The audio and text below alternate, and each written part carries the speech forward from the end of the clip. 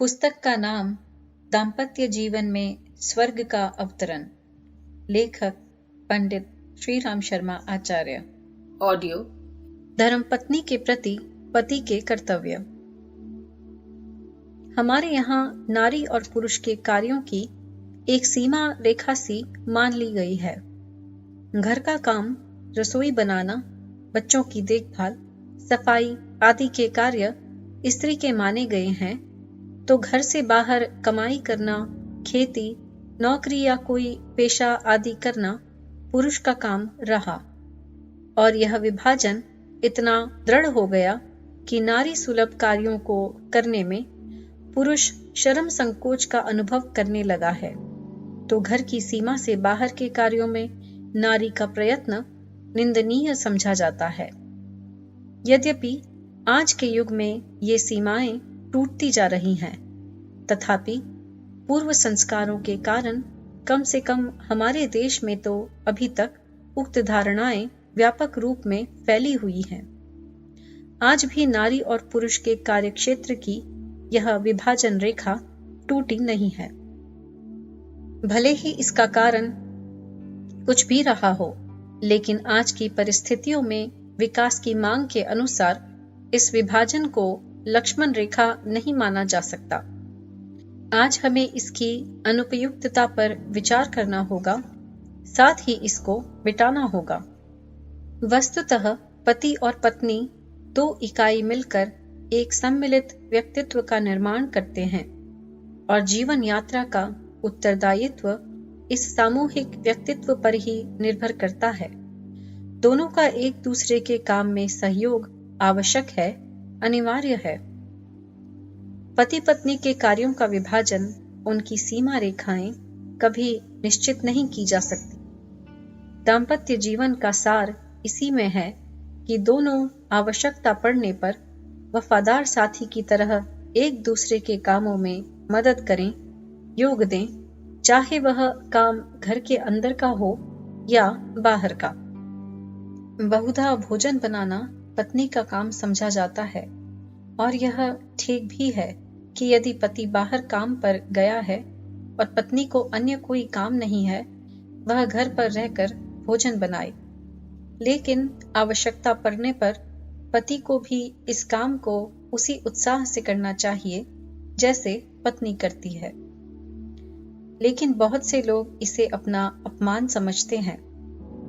पत्नी के सामने चूल्हा फूंकने में शर्म महसूस करते हैं। कैसी विडंबना है जो स्त्री जीवन भर चूल्हा फूंकती है, पति को हमेशा भोजन बना कर देती है। यदि बीमारी हारी में या किसी परेशानी के समय वह इसमें असमर्थ होती है, तो वही पति इसमें अपना अपमान समझता है। लेकिन समझदार पति जो पत्नी को अपने बराबर साथी की तरह समझता है, कभी इसमें संकोच न करेगा। महान लेनिन के गृहस्थ जीवन का जिन्होंने अध्ययन किया है, वे जानते हैं कि वह पत्नी के हर काम में हाथ बटाता था। पैदल ही चलकर एक साधारण नागरिक की तरह बाजार से घर का सामान, साग सब्जी लाता था। कई वर्षों तक तो भोजन एक समय उसकी पत्नी बनाती थी और एक समय वह स्वयं। यह आवश्यक ही नहीं, अनिवार्य है कि पत्नी की तरह घर के कामों में पति को भी कुशल होना चाहिए।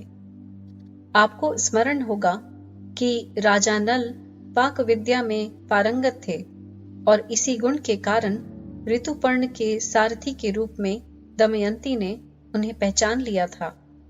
गदाधारी भीम महाराज विराट के यहाँ रसोइये के रूप में नियुक्त हुए थे।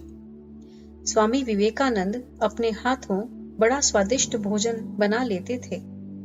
घर के कामों में महात्मा गांधी भी अपनी पत्नी को पूरा सहयोग देते थे। भोजन बनाने से लेकर घर की सफाई, टट्टी पेशाब उठाने तक के काम बापू ने स्वयं किए थे। हमारे इतिहास में एक भी महापुरुष ऐसा नहीं मिलता जिसने पत्नी के कार्यों को करने में संकोच अनुभव किया हो। और सच भी है कि जीवन के व्यापक क्षेत्र में जहां पति पत्नी को मिलकर आगे बढ़ना होता है, वहां कार्य विभाजन की कोई सीमा रेखा निर्धारित नहीं की जा सकती।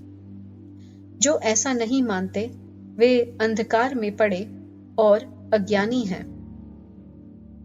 पत्नी जीवन भर अपने पति बच्चों के वस्त्र धोती है, उसकी सेवा करती है, जो भी करना आवश्यक होता है उसमें संकोच अनुभव नहीं करती, लेकिन आवश्यकता पड़ने पर पत्नी के कपड़े तक उठाकर धरने में, बीमारी हारी में उसकी कुछ सेवा शुश्रूषा करने में बहुत से पति नाक भौं सिकोड़ते हैं, अपना अपमान समझते हैं।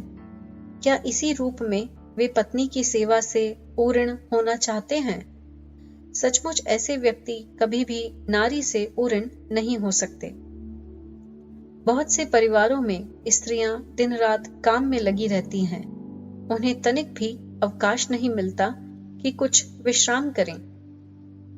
दूसरी ओर पुरुष बहुत सा समय व्यर्थ आलस्य में पड़े रहकर मौज मजे करने में, ताश शतरंज खेलने में बिताते हैं, लेकिन पत्नी को कुछ सहारा नहीं देते घर के काम में, ताकि वह भी बेचारी कुछ सुस्ता सके, विश्राम कर सके।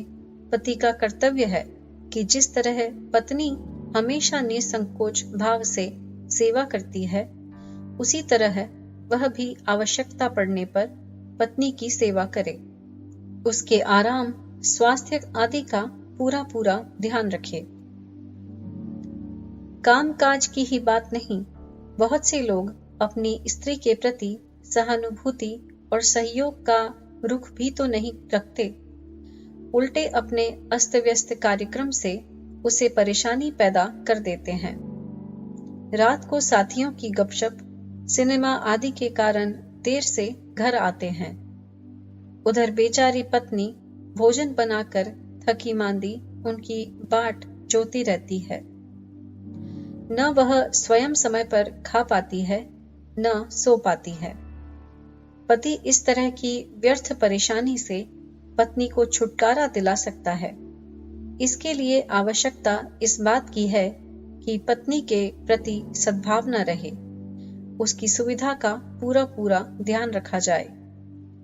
ऐसी बहुत सी कृत्रिम परेशानियों को दूर किया जा सकता है।